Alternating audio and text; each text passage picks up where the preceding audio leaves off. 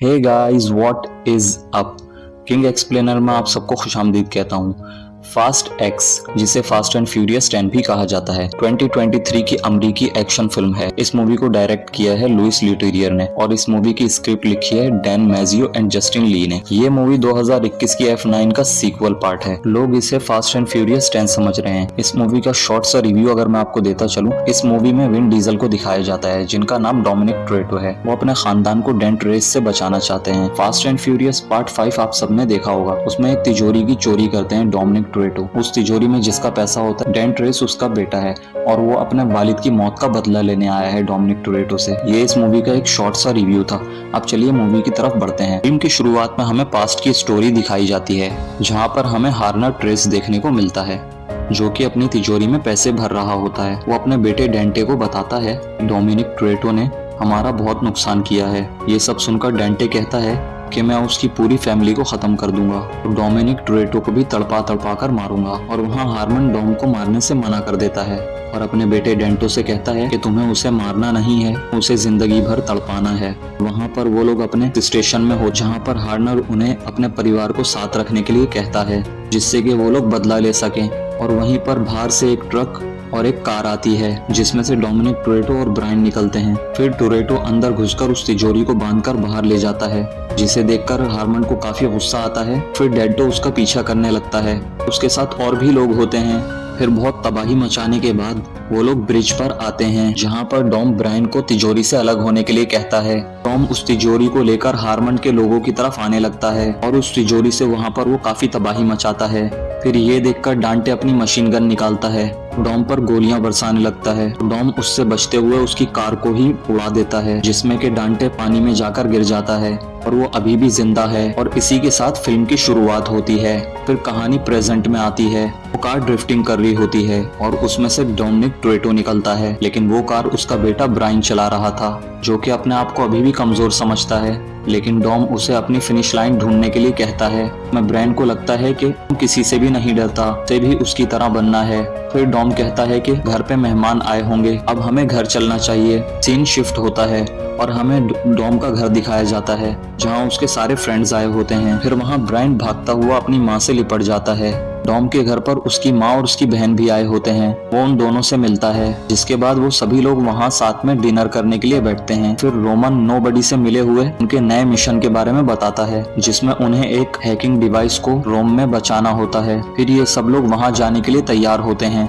फिर हैन डॉम से अकेले में आके इस बारे में बात करता है, जहाँ पर वो कहता है कि तुम और लेटी इस मिशन में नहीं आओगे, हम उस मिशन को अकेले ही निपटा देंगे। इसके बाद वहाँ पर डॉम, लेटी और ब्रैन उसके पिता की तस्वीरें देखता है और तब डॉम की माँ बताती है कि डॉम, तुमने अब तक जो भी किया है वो सही किया है। और ये सब सुनकर डॉम खुश हो जाता है। जब रात को लेटी और डॉम एक साथ बैठे होते हैं, डॉम लेटी को बताता है कि सुबह ब्रैन ने मुझसे कहा था कि मुझे किसी चीज से डर नहीं लगता, उसे सिर्फ और सिर्फ अपनी फैमिली को खोने से डर लगता है। तो उनके घर के बाहर एक कार आती है, जिसमें से साइफर निकलती है, जो बहुत ही घायल होती है। वो आकर डॉम से मिलती है। फिर डॉम गुस्से में आकर उससे बदला लेने की सोचता है, लेकिन वहाँ पर साइफर बताती है कि आज उसका सामना एक खतरनाक शैतान से हुआ था। ऐसा सुनकर डॉम शांत हो जाता है और उस शैतान के बारे में डॉम को पता होना चाहिए। लेटी और डॉम साइफर को अपने कमरे में ले जाते हैं और उससे पूछताछ करते हैं। इसमें वो बताती है कि वो जब अपने बेस पर थी तो वहाँ पर डांटे नाम का एक आदमी आया था, मुझसे कह रहा था कि दोनों का दुश्मन एक ही है। और फिर साइफर को लगा कि वो सिर्फ डॉम को मारना चाहता है। उससे कह रहा था कि मैं डॉम को तड़पाना चाहता हूँ, उसकी पूरी फैमिली को खत्म करना चाहता हूँ और उसके लिए डांटे को साइफर के हथियार, टेक्नोलॉजी और उसके आदमी चाहिए। और तब साइफर ये सब करने से मना कर देती है। फिर वो डांटे को अपने आदमियों से पकड़वा लेती है, लेकिन डांटे ने सबके घर वालों को किडनैप करके रखा है, इसीलिए वो उन सबको धमकाकर अपनी तरफ कर लेता है और साइफर को पकड़ लेता है। जिसके बाद वो साइफर के अड्डे से उसकी पूरी टेक्नोलॉजी चुरा लेता है और फिर वो उसके आदमियों को साइफर को मारने का ऑर्डर देकर वहां से चला जाता है। और तब साइफर बताती है कि वो किसी पर भी पूरा भरोसा नहीं करती, इसलिए वो सबकी गन जाम कर देती है। और फिर साइफर अकेले ही उन सबको बिना साबुन के धो डालती है और फिर वहां से लिफ्ट में भागती है, जिसमें लिफ्ट में गिरते वक्त एक आदमी उसे मारने की कोशिश करता होता है तो वो उस आदमी को भी मार देती है और इस तरह से वो घायल हालत में डॉम के घर पहुंचती है, जिसमें साइफर कहती है कि डांटे तुम्हारे पूरे परिवार को खत्म कर देगा। अगली सुबह डॉम के घर मिस्टर नोबडी आता है जो कि साइफर को वहां से जेल भेज देता है और फिर वो डॉम की मदद करने के लिए कहता है और वहां डॉम को उसकी कहानी सच्ची लगती है और रोमन और उसकी टीम के लिए वो चिंतित होता है। और तब लिटिल नोबडी पूछता है कि वो लोग कहाँ पर हैं और तब डॉम उसे बताता है कि नोबडी ने उन्हें मिशन पर भेजा है और तब वो मना कर देता है, जिससे कि डॉम और लेटी समझ जाते हैं कि ये किसी की चाल है। जिसके बाद डॉम ब्रायन को बताता है कि मैं वापस जरूर आऊंगा। ऐसा बोलकर डॉम और लेटी रोमन की टीम को बचाने के लिए वहां से निकल जाते हैं और फिर रोम और रोमन की टीम एक ट्रक से हैकिंग डिवाइस चुराने के लिए तैयार होते हैं, जिसमें ट्रक अपनी सिक्योरिटी के साथ आगे बढ़ता है और फिर रोमन और हान अपनी कार को उसके पीछे लेकर लग जाते हैं और फिर रैम्सी और तेज उस ट्रक का पीछा करते हैं। फिर तेज एक छोटी सी गाड़ी से ट्रक में गैस डलवाकर उस ट्रक के ड्राइवर को बेहोश कर देता है, जिसके बाद तेज और रैम्सी वहां से कूदकर उस ट्रक में बैठ जाते हैं। फिर अंदर बैठने के बाद वो लोग देखते हैं कि इस ट्रक को कोई और ऑपरेट कर रहा है, जिसे कि दूर से डांटे कर रहा होता है। जिसके बाद उनके पीछे की सारी सिक्योरिटी की गाड़ियां उड़ जाती हैं और ये देखकर डॉम भी उनकी तरफ तेजी से आने लगता है और फिर तेज देखता है कि ट्रक में काफी बड़ा बॉम्ब है।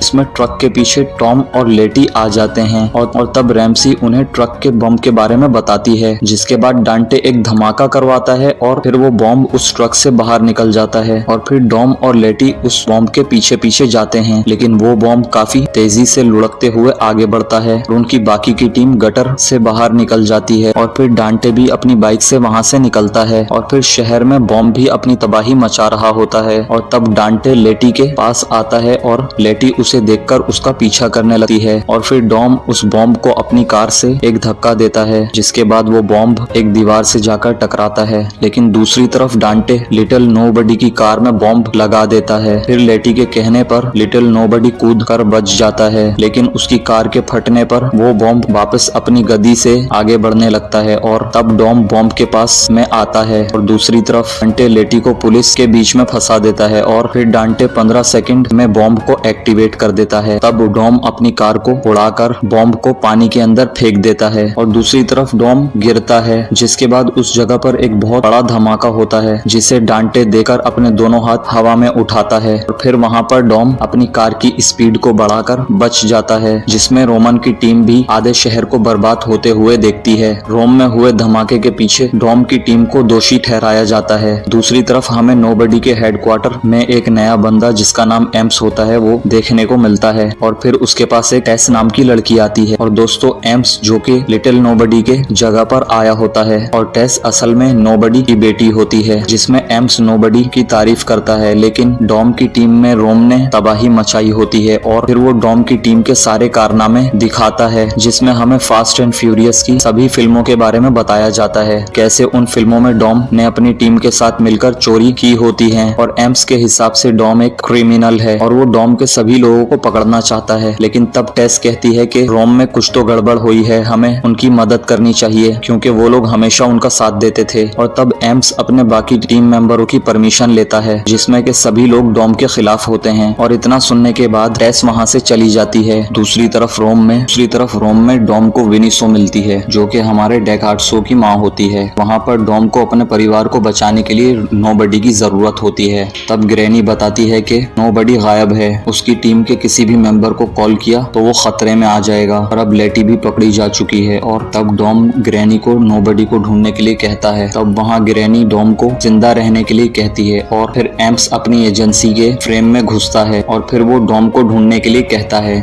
और तब एक आदमी कहता है कि टेस ने हमारी कोर्टसाइड डिवाइस को चुरा लिया है और तब एम्स टेस पर नजर रखने के लिए कहता है और साथ ही वो डॉम और उसकी बहन और उसके बेटे को पकड़ने के लिए भी कहता है और वो दोनों मिया के घर पर होते हैं और तभी वहाँ पर एम्स के ऑफिसर्स भी आ जाते हैं। तब ब्रेन ऊपर एक दूसरे कमरे में जाकर छुप जाता है और मिया गार्ड्स को गिरते हुए देखकर खुश होती है और तब ब्रेन के पास डॉम का भाई जैकब आ जाता है और फिर वो अपनी ताकत से वहाँ पर सभी ऑफिसर्स को मार देता है और फिर जब वो जैकब वहाँ से जाने वाला होता है तब तो वो मिया से कहता है कि मुझे डॉम ने भेजा है पर हमें ब्रेन को बचाना होगा। जैकब मिया को डॉम के सीक्रेट अड्डे पर मिलने के लिए कहता है, फिर मिया हाँ कहती है, जिसके बाद जैकब और ब्रेन दोनों वहाँ से निकलते हैं, जहाँ पर ब्रेन को जैकब की कार बहुत पसंद आती है, लेकिन जैकब की कार असल में एक खटारा कार होती है। और फिर वो दोनों उस कार में बैठकर आगे बढ़ते हैं। और फिर इधर टेस रोम में डॉम को ढूंढने एक बार में आई होती है, जिसे कि उसने गोड साइड डिवाइस के उपयोग से ढूंढ लिया होता है, जो कि रैमसी ने फास्ट फ्यूरियस 7 में बनाया था। और फिर कुछ देर बाद वो डॉम से मिलती है, जहाँ पर डॉम उसे पहचान लेता है। फिर टेस कहती है कि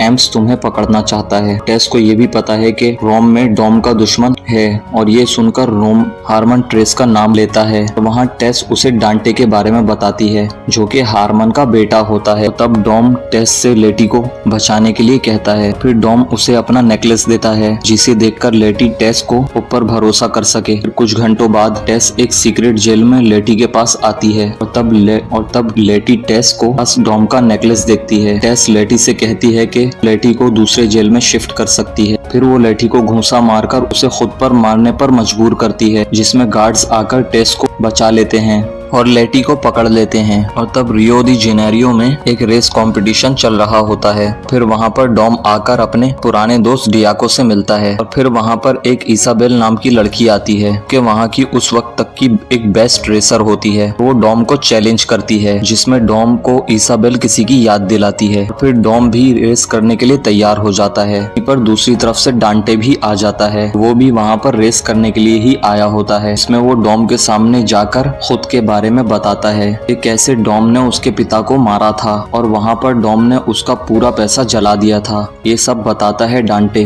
जिसके बाद डांटे डॉम को अपने लोगों से डराता है। लेकिन वहाँ पर डॉम के लोग भी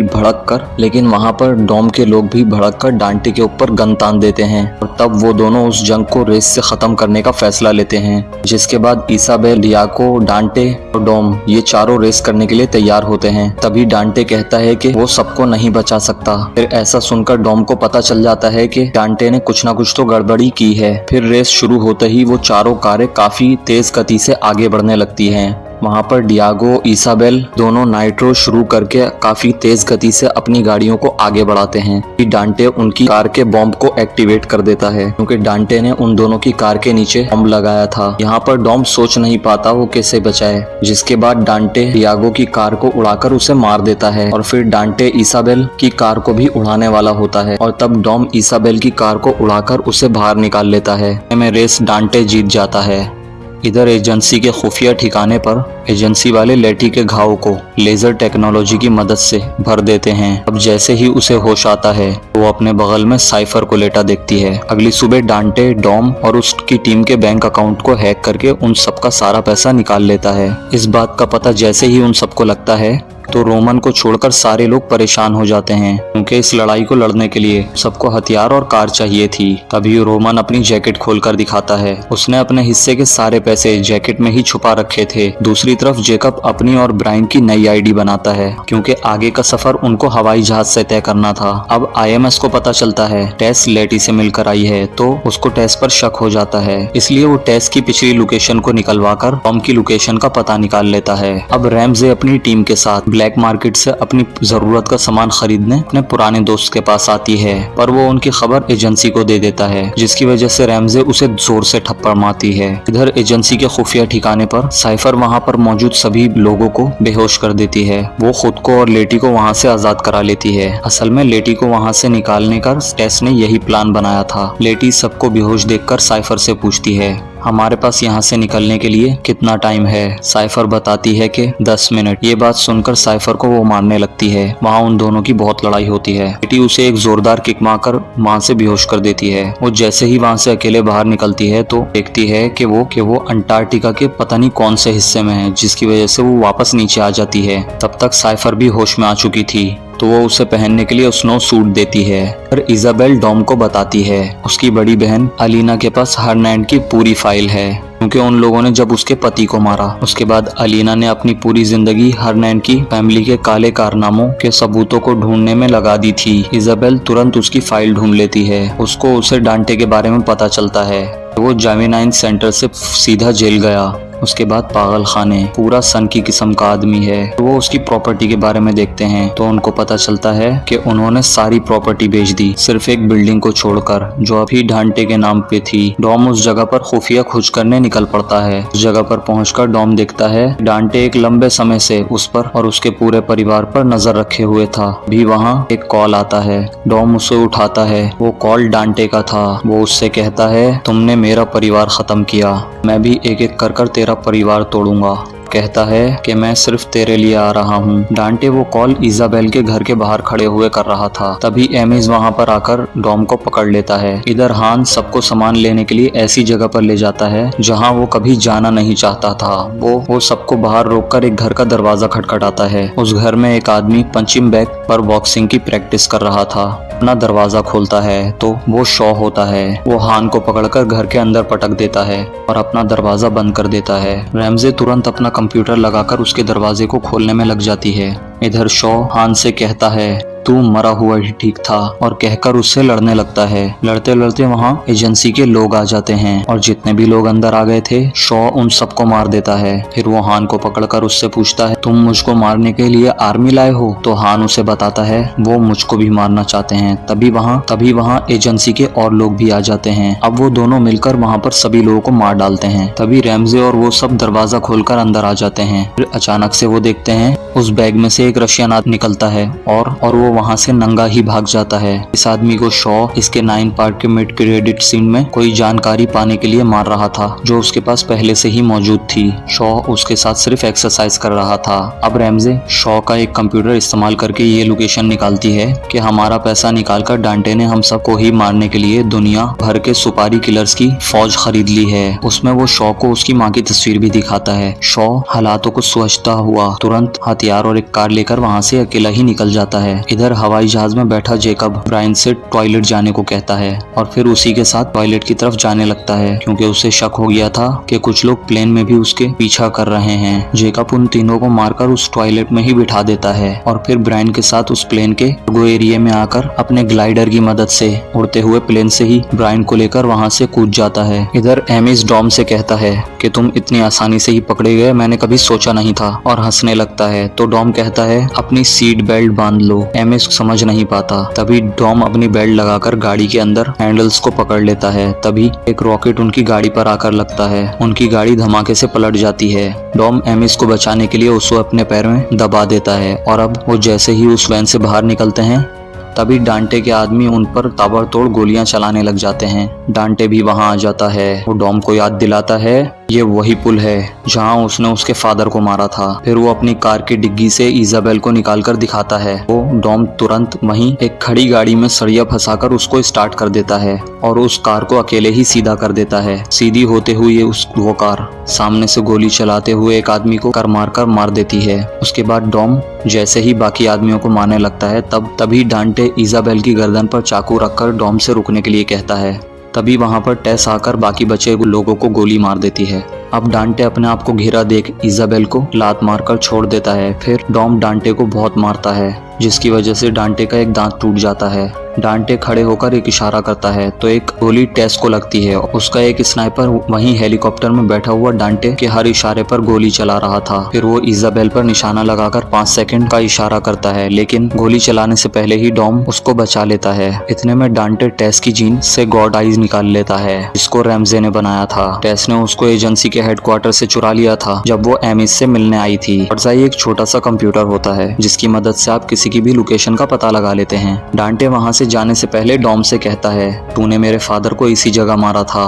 फिर वो उसे गॉड्स आई दिखाकर बताता है अब मुझको पता है कि तेरा बेटा कहाँ है और हेलीकॉप्टर में बैठकर वहां से निकल जाता है। डॉम तुरंत टेस को देखता है। गोली कंधे में लगकर निकल जाती है। फिर टेस डॉम का लॉकेट वापस करके उसको कहती है कि तुम उसको रोक लोगे, भरोसा रखो। फिर इजाबेल टेस को हॉस्पिटल लेके जाती है। इतने में एमिस भी खड़ा हो जाता है। उसको उसकी बुलेट प्रूफ जैकेट ने बचा लिया था। अब वो भी डॉम को उसके बेटे से बचाने के लिए तैयार हो जाता है। इतने में जैकब ब्रायन लेकर पुर्तगाल में अपने ठिकाने पर पहुंच जाता है। जगह पहले एक खदान थी और अब जैकब ने उसे अपना कंट्रोल रूम बना लिया था। तभी उससे उससे अपने पापा के बारे में पूछता है। तभी जैकब बताता है, परेशान मत हो, तुम्हारे पापा हालत में यहाँ आएंगे। ब्रायन की नजर वहीं पर की हुई कार पर पड़ती है तो जैकब से उसके बारे में पूछता है तो जैकब बताता है, मेरा नया प्रोजेक्ट है जिस पर काम कर रहा हूँ। तभी ब्रायन उसका एक साइड से कवर हटाता है तो उसमें टैंक का बैरल लगा देख चौंक जाता है। इधर डांटे भी अपने भाड़े के सैनिकों के साथ पुर्तगाल आ जाता है। जैकब का सर्वेलेंस सिस्टम तुरंत को अलर्ट कर देता है।